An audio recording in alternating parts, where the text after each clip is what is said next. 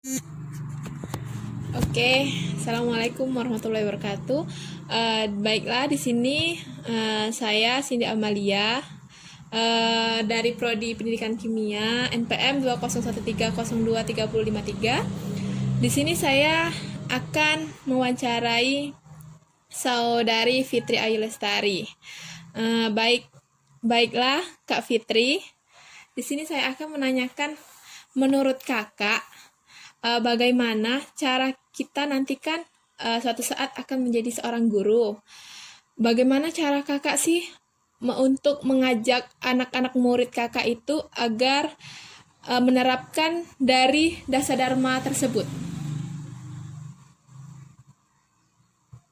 Oke, terima kasih. Apa suara saya sudah jelas? Ya, jelas Kak. Pertanyaannya, jadi kita bedah dulu dari makna dasar dharma itu sendiri. Jadi dasar dharma itu kata dasarnya merupakan pengambilan dari bahasa Jawa yang berarti 10, sedangkan dharma berarti diambil dari bahasa Sanskerta, yaitu suatu perbuatan yang terpuji. Jadi dasar dharma itu merupakan 10 perbuatan terpuji yang harus menjadi pedoman dalam kepramukaan. Nah, jadi dasar dharma itu kan memiliki 10 poin. Nah, pada poin pertama itu takwa kepada Tuhan Yang Maha Esa. Jadi kita tahu kan makna takwa itu berarti taat, patuh terhadap Tuhan. Kita di negara Indonesia ini memiliki beragam agama. Jadi kita memiliki keyakinan berdasarkan kepercayaan kita harus berjuang dan taat kepada perintah-perintah yang telah dijabarkan berdasarkan kitab suci masing-masing umat beragama. Nah, selain itu juga sikap takwa ini bisa kita implementasikan kepada peserta didik melalui perbuatan ataupun tingkah laku yang terpuji. Jadi ketika kita mengajar peserta didik itu bukan hanya sekadar tulisan maupun lisan, tapi harus kita buktikan sesuai perilaku kita yang mencerminkan berupa ketaatan dan ketakwaan terhadap Tuhan Yang Maha Esa. Poin kedua itu ada cinta alam dan kasih sayang sesama manusia. Nah, kita ketahui bahwa Indonesia memang terletak di wilayah strategis, letak geografisnya memang strategis, dan kita memang memiliki iklim yang tropis. Nah, jadi memiliki keberagaman tersebut, kita sudah memiliki kekayaan terhadap sumber daya alam. Nah, ketika kita sudah memiliki kekayaan sumber daya alam, kita harus memiliki sikap rasa mencintai maupun melestarikan alam-alam yang ada di sekeliling kita. Jadi untuk kita terapkan kepada peserta didik, kita harus anjurkan maupun memberikan pengajaran berupa tindakan maupun perbuatan yang memang perbuatan itu mengarah kepada untuk menjaga lingkungan sekitar, tidak membuang sampah sembarangan maupun tidak membuang terhadap alam sekitar. Nah, setelah cinta alam itu ada poin kasih sayang sama manusia. Nah, jadi kasih sayang sama manusia itu kita implementasikan pada lingkungan terdekat dulu seperti keluarga. Nah, jadi kasih sayang sama manusia kepada keluarga berarti kita harus saling mengasihi terhadap keluarga, bersikap rukun terhadap kakak beradik maupun terhadap saudara lain. Nah, selain itu kita juga bisa menciptakan rasa kasih sayang tersebut kepada lingkungan sekitar maupun teman-teman yang ada di dekat kita, seperti kita peduli terhadap mereka apabila mereka mengalami kesulitan maupun kesusahan yang harus kita bantu agar bisa meringankan kesulitan mereka. Yang ketiga itu adalah patriot yang sopan dan kesatria. Kita tahu kan bahwa patriot itu maknanya berarti sesuatu untuk rasa membela tanah air dalam bentuk cinta tanah air. Jadi kita sebagai patriot dengan polanya harus menunjukkan sikap tersebut kepada peserta didik kita agar mereka menjadi patriot yang berani untuk selalu membela tanah air apapun keadaannya. Nah, patriot yang sopan dan kesatria. Nah, setelah mereka memiliki sikap patriotis tersebut, mereka harus memiliki sikap sopan. Kita ketahui kan bahwa Indonesia itu terkenal sebagai negara yang ramah tamah. Nah, jadi sikap ramah tamah ini harus kita wujudkan dalam diri peserta didik tersebut dengan sikap sopan, santun terhadap orang yang lebih tua ataupun orang yang lebih muda dari kita. Berarti kita harus menghargai ataupun menghormati orang-orang yang ada di sekitar kita. Itu poin yang ketiga. Untuk poin yang keempat itu ada patuh dan suka bermusyawarah. Kita ketahui kan bahwa patuh berarti sama saja maknanya sama taat. Patuh dan suka bermusyawarah. Ketika kita taat terhadap sebuah peraturan, maka kita sudah menciptakan perilaku terhadap sikap patuh ini. Nah, setelah patuh berarti ada poin suka bermusyawarah. Nah, jadi di poin suka bermusyawarah ini kita ketahui Indonesia sebagai negara yang demokratis harus menghargai setiap pendapat orang lain. Nah, jadi kita tidak boleh keras kepala ataupun selalu mempertahankan pendapat kita. Namun kita harus memberikan kesempatan kepada orang lain agar mereka bisa mengungkapkan pendapat mereka yang membangun. Yang kelima, rela menolong dan tabah. Nah, jadi rela menolong ini kita bisa contohkan kepada peserta didik apabila ada seorang peserta didik yang mengalami suatu kesulitan dalam pembelajarannya, maka kita bisa analisiskan kepada peserta didik yang sudah mampu memahami materi tersebut agar bisa mengajari peserta didik yang memiliki kurangnya akan kemampuan tersebut. Nah, jadi dari rela menolong itu kita harus mendisiplinkan sikap rela menolong dan tabah. Nah, setelah peserta didik tersebut mengajarkan kepada peserta didik yang lain, berarti mereka harus memiliki sikap sabar dalam mengajarinya. Jadi proses-proses dalam media pembelajaran itu bisa berjalan dengan baik. Nah, yang keenam, rajin, terampil, dan gembira. Saya ulang ya, yang kelima itu kan patuh dan suka bermusyawarah, rela menolong dan tabah yang keenam. Yang keenam itu rela menolong dan tabah sudah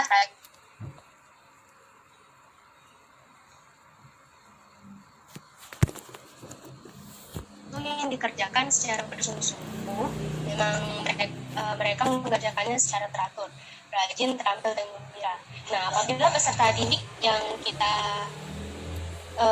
ajarkan itu sudah memiliki sikap rajin, maka mereka bisa mudah kita melihatnya untuk meningkatkan potensi dalam diri mereka agar mereka bisa mengembangkan kreativitas maupun ide-ide mereka agar bisa bermanfaat bagi orang lain. Nah, setelah itu rajin, terampil, dan gembira. Setelah mereka memiliki keterampilan, berarti mereka gembira. Maksud dari gembira ini berarti setelah mereka memberikan karya-karya mereka kepada masyarakat luas, itu bisa mendapatkan kebahagiaan ataupun energi positif dalam diri mereka tersebut. Nah, selanjutnya setelah rajin, terampil, dan gembira ada hemat, cermat, dan bersahaja. Jadi hemat, cermat, dan bersahaja ini merupakan satu kesatuan yang penting. Kita ketahui kan bahwa makna dari hemat itu berarti tidak menggunakan barang ataupun produk secara berlebihan. Cermat berarti makna itu berarti memilah maupun berhati-hati dalam memilih produk yang dibutuhkan, bukan hanya sekedar menginginkan ataupun untuk mengoleksi hal-hal yang tidak berguna. Jadi hemat, cermat, dan bersahaja merupakan makna dari kesederhanaan. Jadi ini merupakan satu ikatan yang penuh harus kita implementasikan kepada peserta didik agar mereka bisa menjalani kehidupan kepramukaan ataupun kehidupan di lingkungan sekitar mereka secara baik. Nah, setelah hemat, cermat, dan bersahaja itu ada disiplin, berani, dan setia. Nah, jadi maksud dari disiplin, berani, dan setia berarti peserta didik tersebut sudah memiliki sikap patuh dan taat terhadap peraturan. Kita ketahui kan bahwa disiplin itu berarti tepat waktu.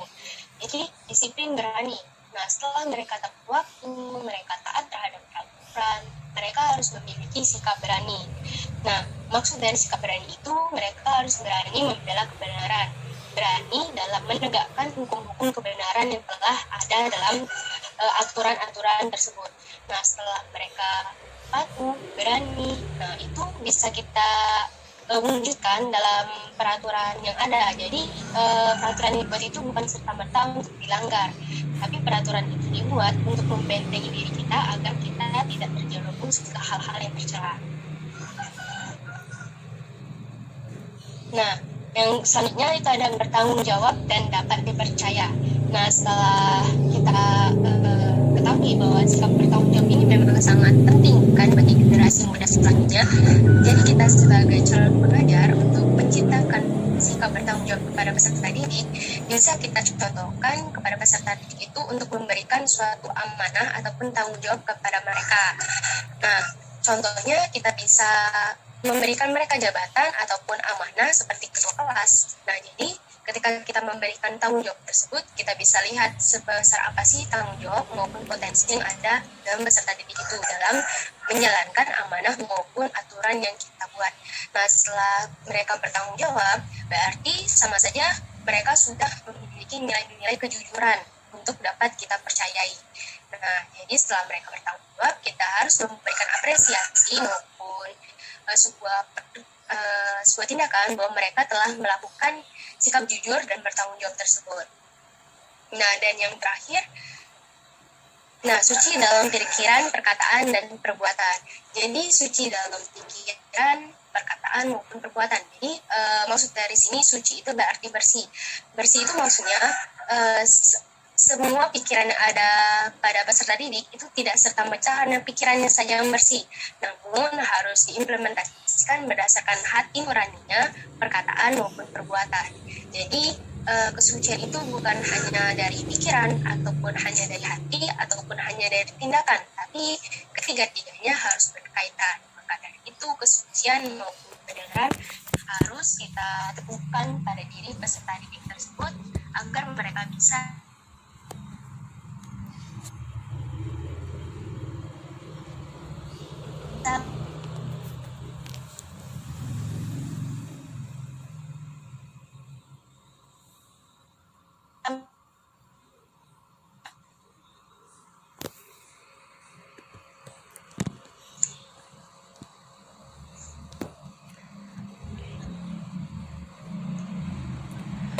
Oke, baiklah Kak Fitri.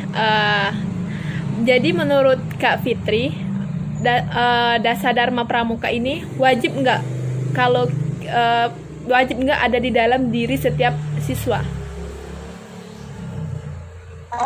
Itu tentu wajib, karena 10 sikap itu merupakan perilaku terpuji, perilaku memang perbuatan yang baik yang memang harus kita tanamkan kepada peserta didik.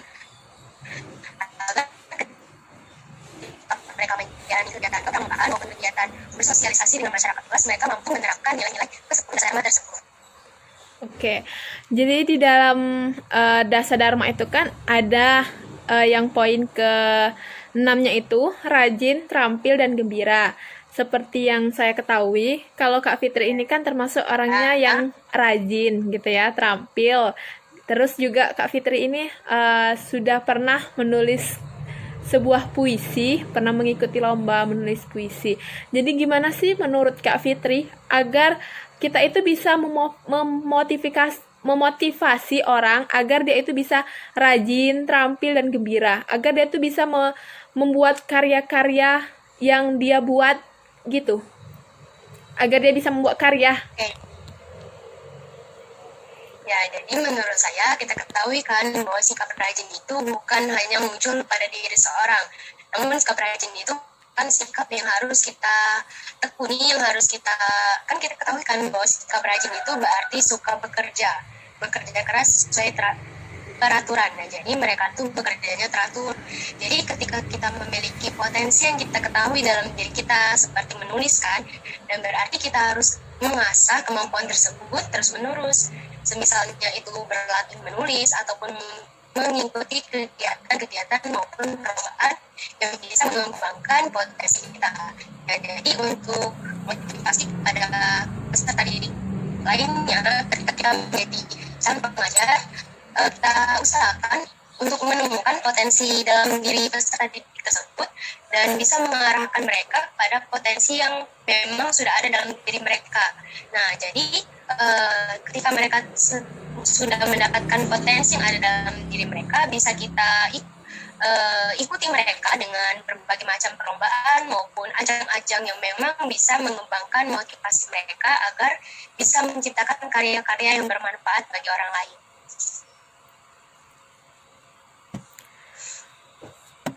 Ya, bagaimana? Iya Kak, lalu di dalam Dasar Dharma Pramuka itu kan ada poin yang paling pertama itu takwa terhadap Tuhan Yang Maha Esa.